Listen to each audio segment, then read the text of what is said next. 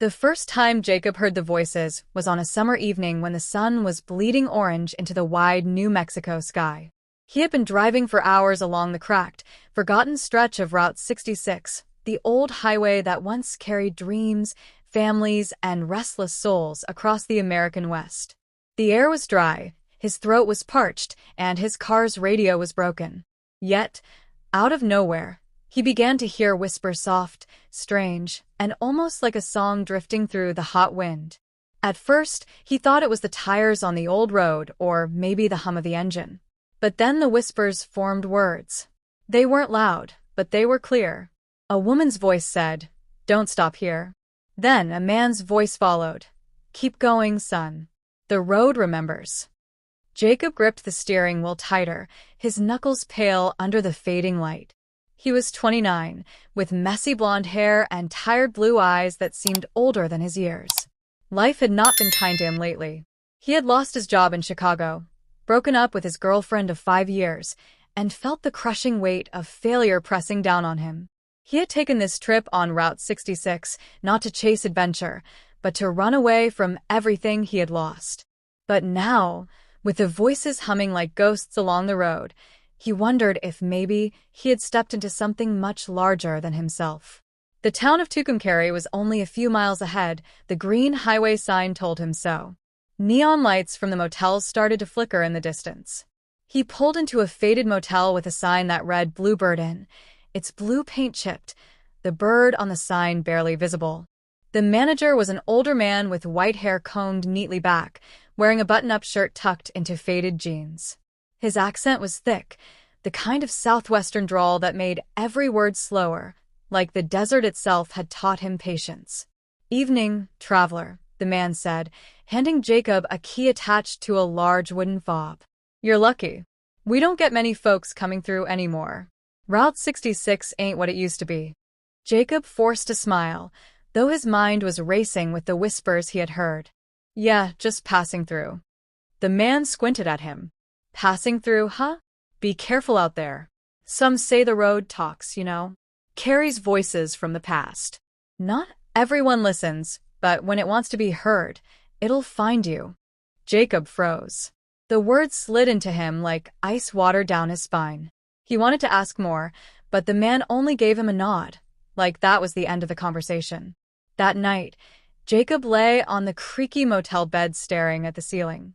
The air conditioner rattled, and the desert wind whistled against the thin window glass. Sleep would not come. Around midnight, he gave up and decided to take a walk. Route 66 stretched out before him, glowing faintly in the moonlight. The cracked asphalt shimmered like an endless river of black glass.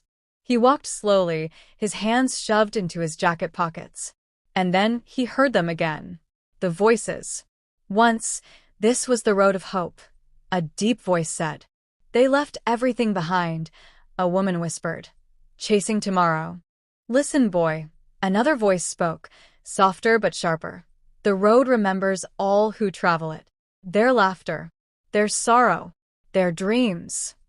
Jacob's heart pounded in his chest. He spun around, but the highway was empty.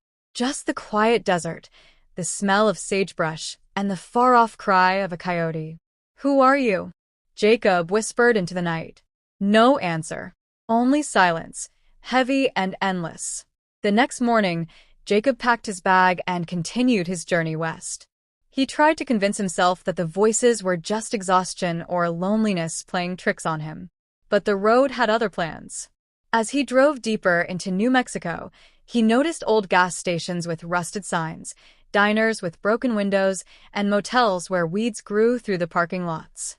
Route 66 was once the main street of America, but now it was a ghost of its former self. And yet, it breathed with memories. Every abandoned building seemed alive with echoes of the past. At a small roadside diner still in business, he met a woman named Clara. She was in her 60s, with silver hair tied into a bun, wearing a faded apron with the name Clara's Diner stitched on it. Her eyes sparkled with warmth, the kind of eyes that had seen too much but still believed in kindness. "You're not from around here," she said as she poured him a cup of black coffee. "Not many travelers these days." Just truckers and the lost ones. Jacob gave her a small smile. Maybe I'm both. She studied him for a long moment before nodding. Then the road called you. It has a way of finding the broken ones. But listen to me, son. If you hear it whispering, don't be afraid. Those voices are the souls of Route 66. They remember everyone who ever came through here. Families fleeing the Dust Bowl. Soldiers returning from war. Lovers chasing freedom. Dreamers chasing California. Their voices never die. They just live here now. Jacob's hand froze on his coffee cup. You've heard them too? Clara smiled sadly. Every day. Some people hear them. Some don't. But if you do, it means the road chose you for something. Jacob felt his stomach twist. Chose me for what? She shrugged. That's for the road to say. That night, as Jacob drove further west, the voices returned stronger.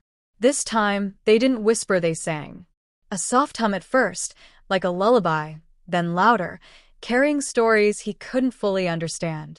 He gripped the steering wheel, tears welling in his eyes, though he couldn't explain why. It felt as if the road itself was alive. It wasn't just pavement and paint. It was history, memory, and soul. And somehow it wanted him to listen. Jacob realized then that this journey was no longer just about escaping his life. Route 66 had become something else entirely, a voice calling him into its story, a story bigger than his own, a story that spanned generations. And he was only at the beginning. Jacob woke the next morning in his car, parked under the wide desert sky. He had planned to stay at a motel in Santa Rosa, but instead he had fallen asleep with the driver's seat reclined, the faint hum of Route 66 still in his ears. His dreams had been heavy and strange, dusty towns, headlights moving through the dark, children laughing in the back seats of old cars. He woke with his heart pounding, not sure where the dream ended and where reality began. He rubbed his eyes, stretched, and started the car. The sun was already high, casting everything in sharp gold. He was low on gas, so he pulled into the first station he saw, an old one with peeling red paint and a sign that read Carter's Fuel Stop. The pumps looked ancient, the kind that clicked instead of beeped. As Jacob stepped out, he noticed how quiet it was. Too quiet. No birds, no wind, just silence heavy enough to make his skin prickle. He inserted his credit card, but the machine didn't respond.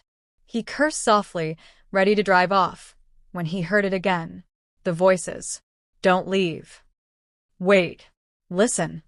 Jacob froze, the hair on his neck rising.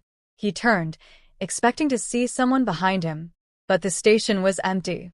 The office window was cracked, the blinds tilted, but no one was there. Then the door creaked open, slowly, like someone had pushed it from the inside. Jacob's throat went dry. Against every piece of logic in his mind, he walked toward the office. The floorboards groaned under his boots. Dust floated in the air, glowing like tiny stars in the sunlight streaming through the window. The smell of oil, old wood, and rust filled his nose. "Hello," he called out. No answer. He stepped inside. The office was small, filled with forgotten things, yellowed maps of the Southwest, rusted license plates nailed to the wall, a cash register with keys stuck halfway down. On the desk was a photo in a cracked frame, a young man in a mechanic's shirt, standing proudly in front of the very same gas station, smiling like the world belonged to him. Jacob reached out to touch the photo. The moment his fingers brushed the frame, the voices rose again. Tommy Carter. 21 years old. He never came back. Jacob jerked his hand away. His pulse hammered. "What do you mean?" he whispered. The voices didn't answer directly. They shifted like a chorus, men, women, even children, all speaking at once, layered like overlapping echoes. He left in 42. He promised his mama he'd return. He drove west. He never came back. Jacob stumbled backward, nearly tripping over a chair. He felt dizzy, the room spinning around him. He gripped the edge of the desk to steady himself. His rational mind told him it was impossible, that he was tired, maybe hallucinating. But deep down, he knew what he was hearing was real. He grabbed the photo again, staring at the young man's face. Something about his smile, full of promise and innocence, made Jacob's chest ache. He slipped the picture back onto the desk, muttering, "I'm sorry, Tommy." As he turned to leave, the voices softened. A woman's voice, gentle and sad, whispered right by his ear. "Thank you for remembering." Jacob bolted out of the office, heart racing, and jumped into his car. He sped down the road until the gas station disappeared in his rearview mirror. But the image of Tommy Carter stayed with him. And so did the feeling that the road wasn't just whispering random words. It was showing him stories, fragments of lives that had once traveled Route 66, but never found their ending. That night, Jacob stopped at a diner outside Albuquerque. The neon sign flickered, half the letters burned out. Inside, the place was nearly empty, just a trucker sipping coffee at the counter and a waitress with auburn hair chewing gum as she wiped down a booth. Jacob slid into a seat and ordered a cheeseburger. When the waitress brought it, she gave him a curious look. "You look spooked," she said. Jacob hesitated, then nodded. "Do you believe that this road has memories?" The waitress smirked. "Memories? Honey, this whole highway is a ghost. Used to be the busiest road in America. Now it's just bones. No, I mean voices. Like people who were here before. Do you ever hear them?" The waitress stopped chewing. Her eyes narrowed, sharp and watchful now. She leaned in closer. "You've heard them, haven't you?" Jacob swallowed. "Yes." For a moment, neither spoke. The trucker clinked his spoon against his mug, the only sound in the room. Finally, the waitress straightened, her face unreadable. "My grandma used to say Route 66 remembers everyone who passed. If it wants you to listen, you better listen. Some folks think it's cursed. Others think it's a blessing. But either way, it doesn't talk to just anyone." Jacob's hands trembled slightly as he gripped his fork. "Why me?" The waitress shrugged. "That's something only the road can answer." She walked away, leaving Jacob with more questions than answers. Later, as he drove into the night, the voices returned. Stronger now, louder. He turned off his headlights for a moment, letting the moonlight guide him. The voices swirled like a storm. "Don't let us fade. Tell our stories. Remember." Jacob gritted his teeth. "I don't understand what you want from me," he shouted into the dark. And then, clear as day, one voice cut through all the others. A man's voice, deep and steady. "You are the one who still listens." Jacob's eyes stung with tears. He didn't know why, but the words pierced something inside him. For years, he had felt invisible, unheard, his own dreams slipping away. But now, this forgotten road, these lost voices, they had chosen him. His journey was no longer about escape. It was about discovery. And Route 66 was only beginning to speak. The next day, Jacob drove west with the sun climbing higher behind him. The desert rolled out endlessly, painted in shades of red and gold. The road cracked and bent, fading into the horizon like an old ribbon no one cared to mend.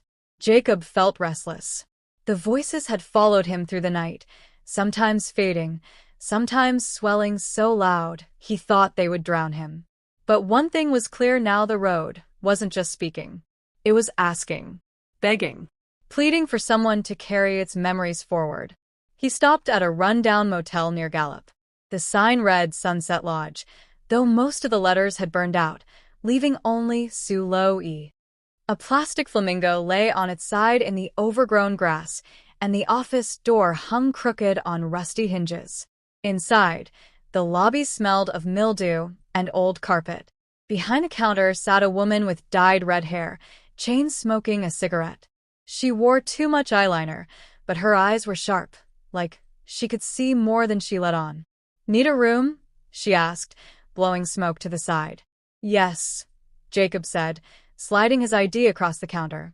As she scribbled on the registration card, she looked up suddenly and tilted her head. "You've heard them, haven't you?" Jacob's heart jumped. "Heard what?" "The road," she said calmly, like it was the most natural thing in the world. "The whispers. The voices. Don't bother denying it. I see it in your eyes." Jacob hesitated. Then he nodded slowly. The woman smirked. Knew it. Not everyone hears them, you know. Some drive Route 66 their whole lives and never catch a single word. But you've been chosen. Same way I was. Jacob leaned in. You've heard them too? All my life, she said. This motel? It's full of them. Every room has a story. Some are sweet, some are sad, some are so heavy I can barely breathe when I pass by. She tapped the ash from her cigarette. You'll hear them tonight. Mark my words. Jacob carried his bag to the room she gave him. Room 6. The key was attached to a plastic tag faded by years of sunlight. When he pushed open the door, the stale smell of old fabric greeted him. The bedspread was patterned with suns and moons, though the colors had long since dulled. He dropped onto the bed, exhausted. The room hummed faintly, like a seashell held to the ear. He closed his eyes, and almost immediately, he heard them. The voices. A man's laughter, rough and warm. A woman's cry, sharp with sorrow. A child's giggle, high and fleeting. All tangled together, echoing through the thin motel walls. Jacob sat up, heart pounding. Who are you? He whispered into the empty room. The voices wove together into a single thread. We were travelers. We were dreamers. We were lost. Jacob stood, his chest tight. He touched the faded wallpaper, and for a moment, he felt its warmth, as if someone's hand had pressed there long before him. He saw flashes in his mind. A young couple lying on the bed, holding hands, whispering promises about California. A soldier sitting at the desk, writing a letter he would never send. A mother clutching her child, her face lined with worry as headlights passed outside. Tears filled Jacob's eyes. These weren't just ghosts. These were people who had lived, loved, and left pieces of themselves behind. That night, Jacob couldn't sleep. He walked outside, the neon sign of the motel buzzing faintly behind him. The desert stretched out silent and endless. And then, a voice spoke so clearly it froze him in place. Jacob. He spun around. No one was there. The voice came again. Jacob, you must listen. His breath came fast. Who are you? He demanded. I am one of many, the voice said. We are the voices of the road. We are those who were forgotten. We are those whose stories were left behind. Jacob's knees felt weak. He dropped onto the curb, clutching his head. Why me? Because you are empty enough to hear us, the voice said gently. You carry sorrow. You carry loss. But the road sees you. It trusts you. Jacob closed his eyes, trembling. He thought about his failed job, his broken relationship, the nights he had felt so small and useless. Maybe the road was right. Maybe he was empty. Empty enough to be filled with something greater. What do you want me to do? He whispered. Remember us, the voice said. Carry our stories. Do not let us fade. The sound faded, leaving Jacob alone under the desert sky. The next morning, Jacob checked out of the motel. The woman at the counter gave him a long look as he handed back the key. They spoke to you, didn't they? She asked. Jacob hesitated, then nodded. She gave a small smile. Then you're part of it now. Once the road chooses you, there's no turning back. You'll carry it wherever you go. Jacob drove west, the road unrolling like a ribbon before him. The whispers followed, not haunting anymore, but guiding. They weren't just random fragments now. They were forming into stories, whole lives etched into the pavement, waiting for him to uncover them. As the miles passed, Jacob realized something. For the first time in months, maybe years, he didn't feel lost. He felt needed. The road had given him a purpose, strange and heavy though it was. And deep inside, Jacob knew this was only the beginning. The voices had much more to tell. The next leg of Jacob's journey carried him through Arizona. The land rose and fell in long stretches of desert, broken by red mesas that glowed under the sun. Route 66 wound like a scar across the landscape, old and cracked, yet still alive with its strange hum. The voices had grown quieter, almost as if they were saving their strength. They didn't whisper constantly anymore. They waited, watched, chose their moments carefully. By late afternoon, Jacob came across an old steel bridge just outside Winslow. Its frame was rusted, its wooden planks warped from years of heat and rain. A faded sign read, "Clear Creek Bridge built 1932. Something about it made Jacob slow the car. The road seemed to pull at him, tugging at his chest, urging him to stop. He parked by the side and stepped out. The air was hot and still, the only sound the faint buzzing of cicadas. As he set foot on the bridge, the voices came. Not whispers this time, but silence that felt louder than any scream. The kind of silence that presses against the skin, heavy and suffocating. Jacob froze. His chest tightened. Then slowly a single voice rose. A boy's voice. Thin. Trembling. I didn't mean to. Jacob's breath caught. He walked slowly to the center of the bridge. "Who's there?" he whispered. The voice quivered. It was night. I couldn't see. The car, she screamed. Then it was water. Just water everywhere. Jacob gripped the railing, his knuckles white. He leaned over, staring at the dark creek below. His stomach turned. He could almost see it, headlights flashing, a car swerving, the splash as metal plunged into the black water. More voices joined in. A woman's sob. A man's shout. A child's cry that pierced Jacob's heart. We didn't make it. The river was cold. He tried to save us. But the water took us. Jacob staggered back, his heart pounding like a drum. His vision blurred with tears. "No," he whispered. I can't carry this." The boy's voice rose again. "Tell them I tried. Please. Tell them I tried." Jacob sank to his knees on the hot metal. His body shook, as if the grief wasn't just theirs, it was his. He thought about his own life, the things he had failed to hold on to, the people he had lost. He thought about his father, who had died when Jacob was 17, leaving words unsaid, stories unfinished. He pressed his forehead to the rough railing. "I hear you," he whispered hoarsely. "I hear you. I'll remember. I promise." The voices softened, fading into the dry desert air. The silence lifted, and Jacob was left kneeling on the bridge, broken and trembling but also strangely alive. When he finally stood, the sun was sinking low, painting the bridge in blood-red light.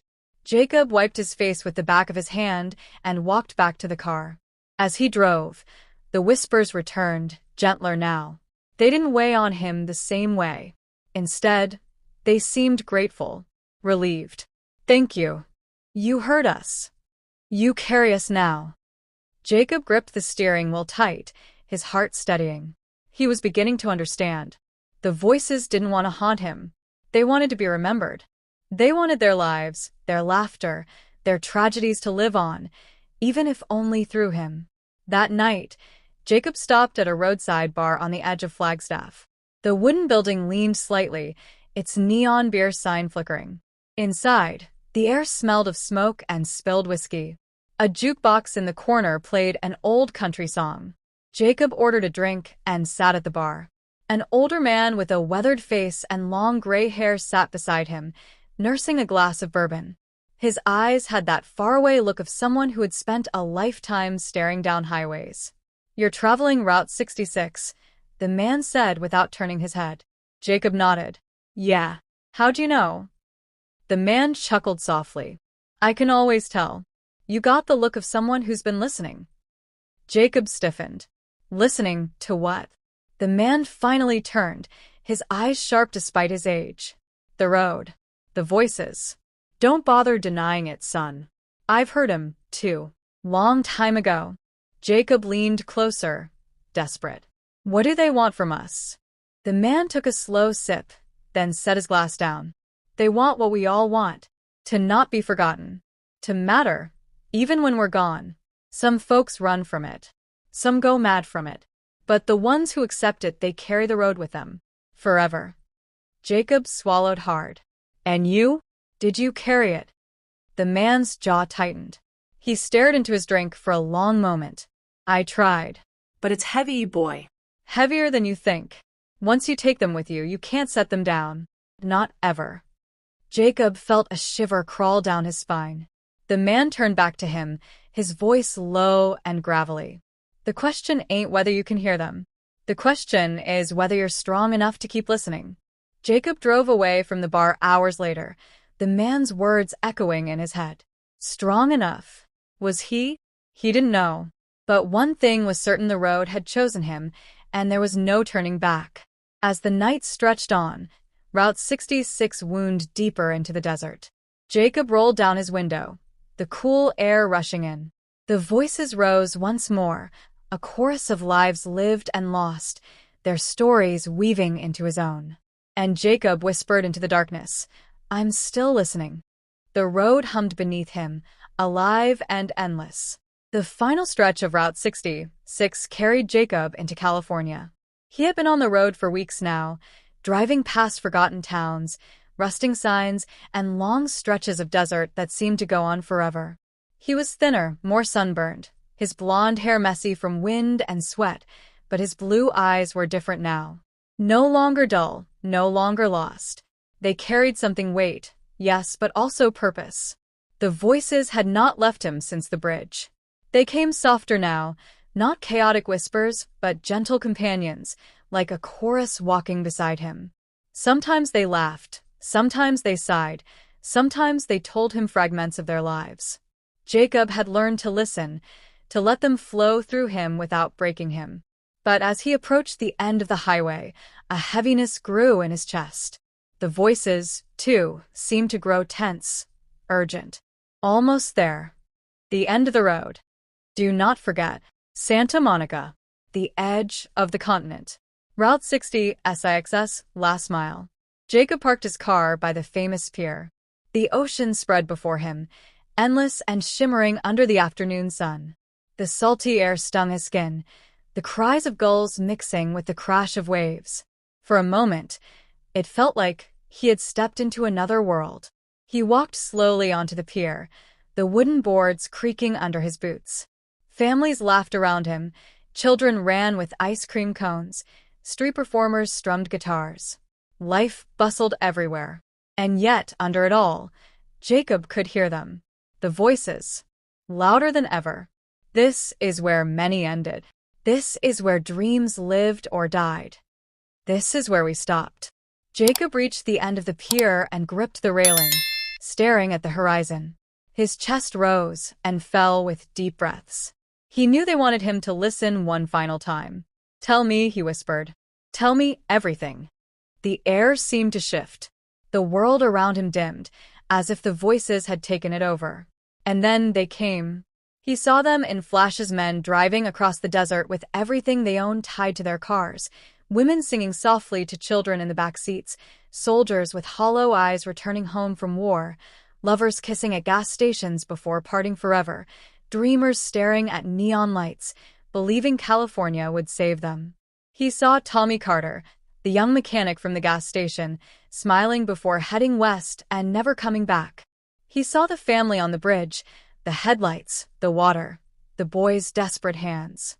He saw countless others: farmers fleeing the Dust Bowl, artists chasing Hollywood, truckers carrying goods across the land. Every one of them. Their hopes, their fears, their lives. They poured through him, not just as whispers but as memories, as if he had lived them all. Jacob fell to his knees, gripping the railing, his body shaking under the flood of voices.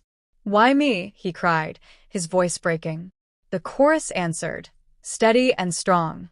"Because you listen. Because you remember. Because you will carry us." Jacob's tears fell freely. For the first time in years, he didn't feel empty. He felt full, achingly, overwhelmingly full. He wasn't running anymore. He wasn't lost anymore. The road had chosen him, and now he understood why. Slowly, the flood of voices softened, fading back into a hum. The pier returned to life: the laughter of families, the music of street performers, the smell of fried food. But Jacob was different now. Forever changed. He stood, wiping his face, and looked out at the ocean. The sun sank lower, turning the water gold. He felt the weight of the road behind him, stretching all the way back through deserts, mountains, and plains, alive with stories. And he whispered into the wind, "I'll tell them. I'll keep you alive." That night, Jacob sat in a small cafe near the pier. He pulled a notebook from his bag, one he had barely used since college, and opened it to the first blank page. His hand trembled as he picked up a pen. He began to write. Not about himself. Not about his failures or heartbreak. But about the road. About Tommy Carter. About the family on the bridge. About Clara's diner. The Sunset Lodge. The voices in the desert. About every fragment of every life that had whispered through him. The words flowed like water, unstoppable. He wrote until his hand cramped, until the cafe closed, until the night outside was thick with stars. For the first time, Jacob knew what his life was meant to be. He wasn't just a traveler anymore. He was a keeper, a storyteller, a vessel for Route 66 and all the souls who still lived in its pavement. When he finally closed the notebook, exhausted, the voices whispered one last time. Thank you. You heard us. You carry us now. Jacob smiled through his tears. I won't let you fade. Outside, the waves rolled against the shore, endless and eternal. Route 66 had ended, but for Jacob, the journey had only begun. The voices of Route 66 would live on through him. The end.